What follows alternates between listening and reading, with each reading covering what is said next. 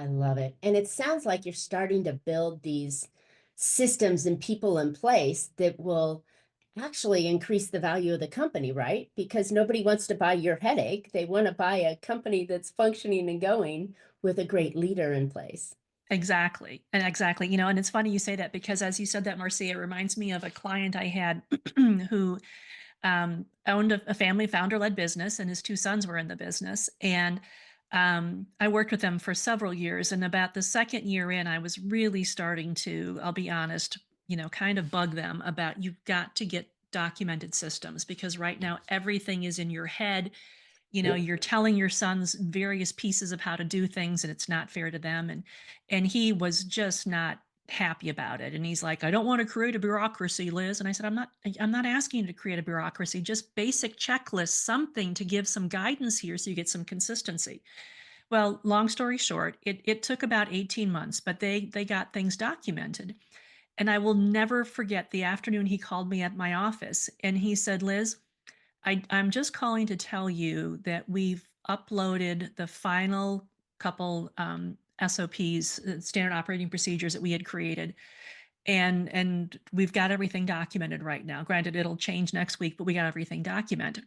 And I said, "Well, oh my God, that's amazing! Thank you." And he said, "No, I'm calling to apologize and to thank you." And I said, what's going on here?" And he said, "Well, first off, I apologize for fighting you on this." Because I finally realize what this knowledge warehouse now is. This is a key to my company. This is what has the value when it comes time to sell my company. Is It's it's no longer dependent upon what I know in my head or what my sons might know in their head or what any of our managers might know or anybody else on the front line. This is how we run our company. And it just gave us this incredible flexibility to bring in new people as we need to. And if someone leaves, we're no longer frightened that we don't have access to what they knew. So he said, this is the key to my company. And it was just one of those goosebumpy moments I where, was just going to say, wasn't that the greatest thing you've ever heard when your client goes, what you said was what I exactly what I needed and the big aha that he felt. And now that it's like, and I love the fact that he goes, I'm sorry for fighting with you. but Because but it was they it's do. yeah, but it was that, but also he finally realized that was where the value of his company was because when it came time, for him to want to sell his company, and he hasn't, he's passed it on to his two sons, but if he were to have wanted to sell the company, the value still would have been in his head Mm. and the hard assets of the company, which there would have had some value to it. But when you add the hard assets plus this knowledge warehouse of how everything is done, plus the transition time with him, I mean, exponentially, the asking price for the company just goes up dramatically. Whether you're selling it or not, it's still a value because if he needed to go get new equipment or he wanted to finance the building or something, they're still going to look at an asset value. And so that's why I always talk about people always think, oh, well, I may not want to sell this. I may want to give Mhm. it to my kids, but you still need to value it.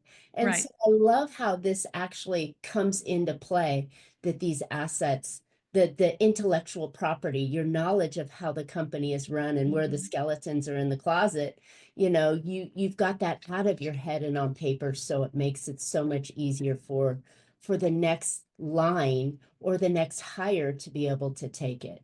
Um, Absolutely. Brilliant, brilliant, and wonderful example of a success story that I think owners need to hear every once in a while that, yeah, this may be uncomfortable and it may be kind of a pain in the butt, or it's not making me money right now, so why do I want to do it? But it does. It Mhm. does in the long run. Right. Well, and the thing with him too is I really wanted him to understand that when it comes to documenting procedures, it doesn't need to be this, Oh, big, right. massive project. I mean, like with applications like Scribe right now, you can document a process in 30 seconds. So Mhm. There are a lot of tools out there that can help with this whole process. Exactly. And you can get your team to document their procedures so you don't have to know what your team's doing. But here's a great thing that I found about these systems that you have and these standard operating procedures and leadership as a whole.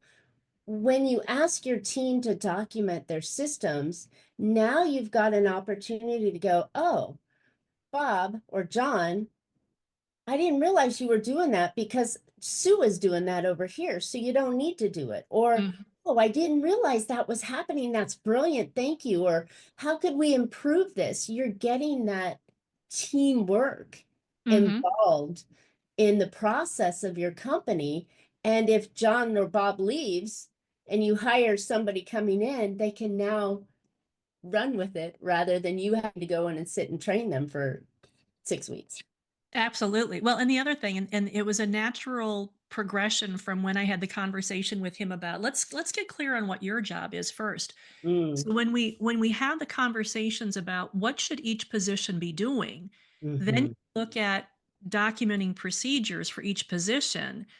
What invariably comes out, and I think this is where you're going with that, Marcia, is quite often we had the conversations with, well, wait a minute, Bob, why are you doing that? That you shouldn't even be doing that. Marcia should be doing that. Given her position, she should be doing that.